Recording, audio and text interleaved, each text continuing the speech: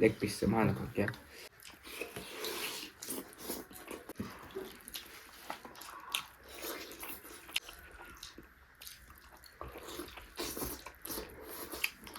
ꯈꯨꯔꯨꯝꯖꯔꯤ ꯃꯌꯥꯝ ꯁꯤꯗꯤ ꯃꯌꯥꯝꯅ ꯀꯃꯦꯟꯗ ꯃꯌꯥꯝ ꯀꯔꯤ ꯃꯐꯩ ꯊꯣꯡꯕ ꯃꯌꯥꯝ ꯃꯐꯩ ꯊꯣꯡꯕ ꯆꯥꯎꯔ ꯃꯌꯥꯝ ꯁꯤꯜꯂꯦ ꯁꯤ ꯄꯨꯔꯦ ꯃꯌꯥꯝ ꯂꯦꯛꯇꯁ ꯌꯥꯎꯔꯦ ꯒ꯭ꯔꯦꯚꯤ ꯌꯥꯎꯔꯦ ꯑꯦꯛꯁꯇ꯭ꯔꯥ ꯀ꯭ꯔꯤꯝ ꯃꯍꯤ ꯃꯍꯤ ꯃꯍꯤꯗꯣ ꯈꯤꯇꯪ ꯀꯩꯅꯣ ꯌꯥꯎꯔꯦ ꯒꯖꯔ ꯌꯥꯎꯔꯦ ꯇꯤꯜꯍꯧ ꯌꯥꯎꯔꯦ ꯇꯤꯜꯍꯧ ꯃꯌꯥꯝ ꯂꯦꯛ ꯄꯤꯁꯤꯡ ꯁꯤꯜꯂꯦ ꯑꯗꯣ ꯁꯤꯅ ꯃꯌꯥꯝ ꯆꯥꯗꯣꯏꯁꯦ ꯑꯗꯣ ꯃꯍꯤꯁꯦ ꯅꯞ ꯂꯥꯎꯅ ꯊꯣꯛꯑꯦꯕ ꯑꯍꯥꯟꯕꯗ ꯈꯤꯇꯪ ꯃꯇꯝꯕꯨꯗꯤ ꯈꯤꯇꯪ ꯀꯨꯏꯅ ꯆꯪꯉꯦ ꯑꯗꯣ ꯍꯧꯖꯤꯛꯁꯦ ꯄꯨꯡꯁꯦ ꯑꯩꯅ ꯈꯟꯕꯗ ꯄꯨꯡꯁꯦ ꯑꯃ ꯃꯈꯥꯏꯒꯨꯝꯕ ꯇꯥꯝꯗꯣꯏ ꯃꯥꯜꯂꯦ ꯈꯤꯇꯪ ꯊꯦꯡꯗꯣꯛꯈ꯭ꯔꯦ ꯍꯧꯖꯤꯛ ꯊꯣꯡꯕꯗꯣ ꯃꯌꯥꯝ ꯑꯗꯣ ꯃꯌꯥꯝ ꯑꯩꯈꯣꯏ ꯚꯤꯗꯤꯑꯣꯁꯤꯕꯨ ꯑꯍꯥꯟꯕ ꯌꯦꯡꯕꯤꯕ ꯑꯣꯏꯔꯗꯤ ꯅꯨꯡꯁꯤꯕꯤꯗꯨꯅ ꯂꯥꯏꯛ ꯁꯤꯌꯔ ꯁꯕꯁꯀ꯭ꯔꯥꯏꯕ ꯇꯧꯕꯤꯔꯝꯃꯣ ꯑꯗꯨꯒ ꯕꯦꯜ ꯑꯥꯏꯀꯣꯟ ꯅꯝꯕꯤꯕ ꯃꯌꯥꯝ ꯑꯩꯈꯣꯏꯒꯤ ꯀꯔꯤ ꯚꯤꯗꯤꯑꯣ ꯑꯅꯧ ꯑꯅꯧ ꯊꯥꯒꯠꯂꯛꯄ ꯃꯌꯥꯝꯅ ꯀꯔꯤ ꯅꯣꯇꯤꯐꯤꯀꯦꯁꯟ ꯂꯥꯛꯀꯅꯤ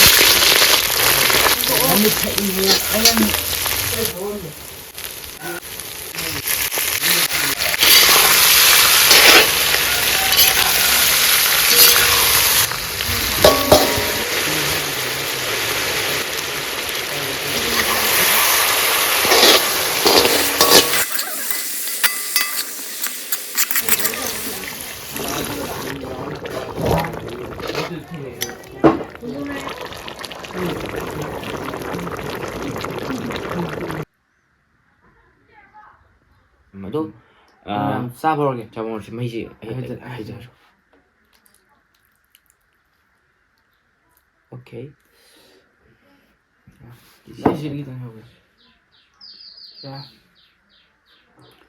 ꯃꯌꯥꯝ ꯆꯥꯕ ꯍꯧꯅ ꯇꯧꯔꯁꯦ ꯂꯦग ꯄꯤꯁ ꯑꯃ ꯍꯥꯟꯅ ꯈꯣꯠꯀꯦ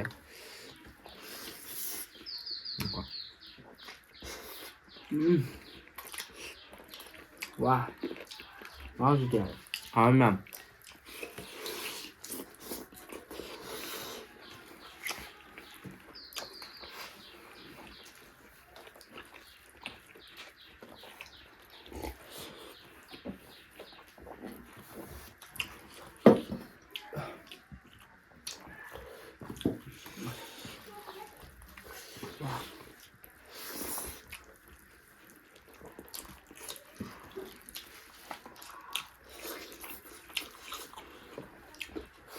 ꯑꯩ ꯌꯥꯝ ꯊꯤꯅ ꯍꯥꯎꯋꯦ ꯁꯤꯗꯤ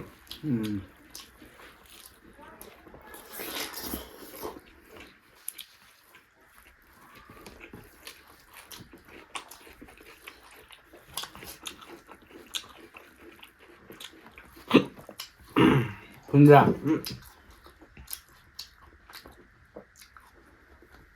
ꯀꯔꯤꯅꯣ ꯍꯥꯒꯠꯂꯛꯄ ꯐꯖꯕ꯭ꯔꯥ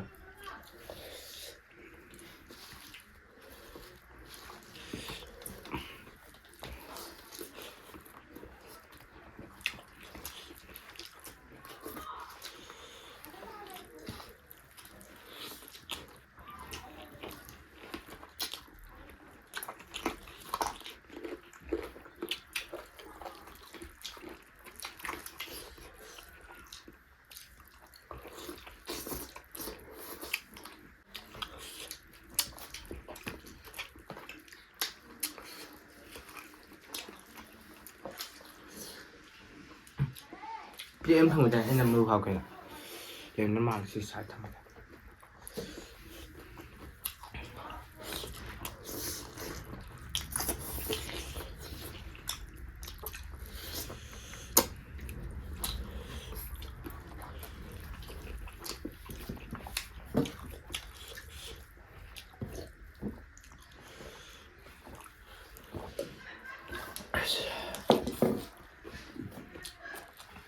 ꯃꯣꯔꯣꯛꯇꯤ ꯑꯗꯨꯝ ꯈꯔ ꯑꯗꯨꯝ ꯆꯥꯏ ꯌꯥꯝ ꯁꯤꯅ ꯍꯥꯎꯗꯤ ꯉꯥꯡꯅꯤ ꯈꯩꯔꯣ ꯐꯖ ꯆꯥꯎꯕ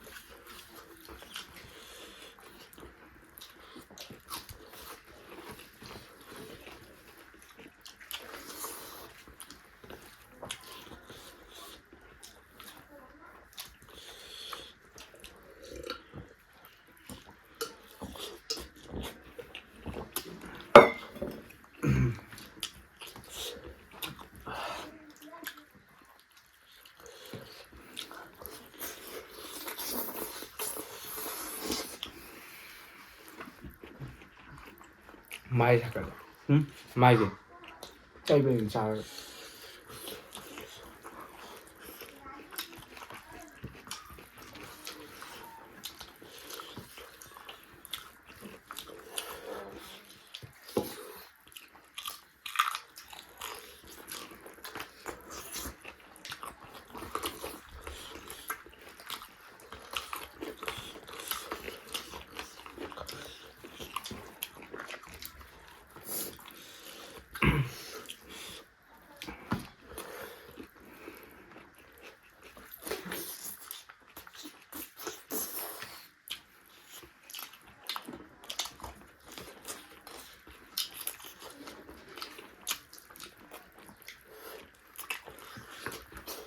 À,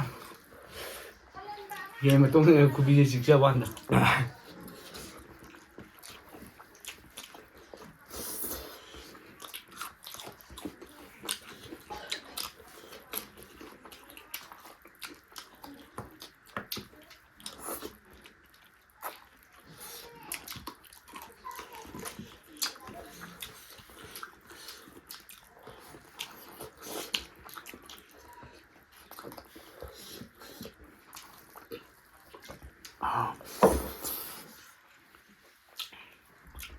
Bạn hảo đấy.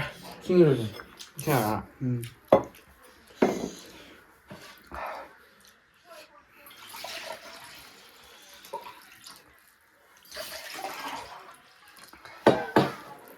Hello.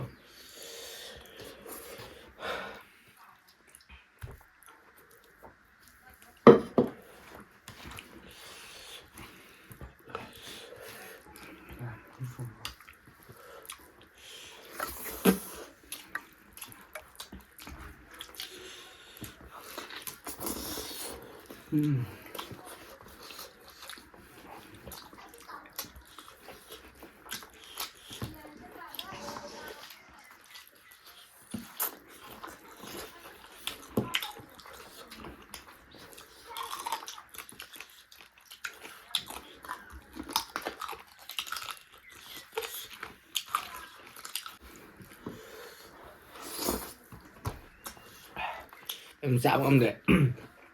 Let's be say. Mà đi lấy mấy tụi. Ngon sai này tụi. Hầu với em hầu với tụi mẹ. Dùng. Không muốn được đừng muốn nát đi. Không mà sai đấy. Sao chất lòng cái tùng này phải tụi hầu này. Tôi mua cái bát sai đây. Gà cho sai kìa. Đi mẹ mà có gì một băng trâu rồi lấy cái mẹ rồi. Một bát sai cái này khăn nào sẽ mẹ mà đó. Mẹ nó có video gì bu han being video đi. Chỉ muốn like share subscribe cho mình mà. Ở bell icon này mẹ đó. Mẹ nó có video gì lưu về người ta Ivan con tháng cho đi. Mẹ mà thằng video nó ở một nơi sẽ cái gì đi. Bye bye.